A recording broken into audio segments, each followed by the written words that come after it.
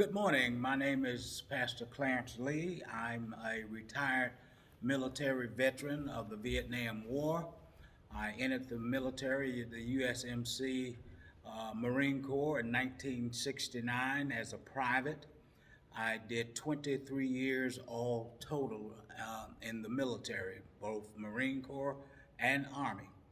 I was asked to speak briefly about my experience as a military infantry soldier Marine. Um, the experience that I had is something that really changed my mind and gave me a different outlook on life and God and life and death. I experienced a lot of my friends being killed, wounded, and a lot of them came back not in their right minds or whatever. And I thank God for carrying me through that experience. I did learn by going through that type of experience that there are no people that don't believe in God. And I say this from this perspective.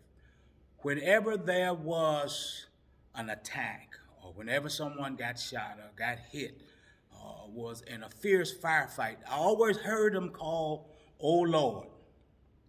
And from my perspective, I'm kind of like David, who was a soldier for God.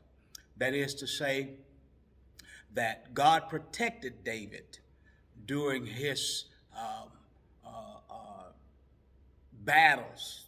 And I think the same way, and I feel the same way, that God protected me during the battles and the conflicts that I was in. I thank Him that I did get wounded, but it was not a wound so bad that it devastated me to the point that I was not able or capable of how would I say, living the rest of my life. And one thing that's strange to me is only 28% of the Americans know and understand what Memorial Day means. That is to say, we celebrate those fallen soldiers and Marines and men and women who lost their lives in a battle protecting our country and our democracy. And only 28% of Americans who celebrate this day really understand what they're celebrating. They're celebrating young men, 18, 19, 20-year-old men and women who freely went out into battle, into a conflict for something that they did not do, to protect the lives and integrity of people like me and you and people of America and all around the world. And we owe them a debt of gratitude for giving their lives and laying down their lives as young men and young women to protect the rights and integrity and the freedom of our country and our nation. I salute all of the young men and the boys and the girls and the Marines and the sailors and the airmen for going out and volunteering for this nation and for this country to have laid down their lives and have to come back and see their parents, their mothers and their fathers and their sisters and their brothers grieve for them.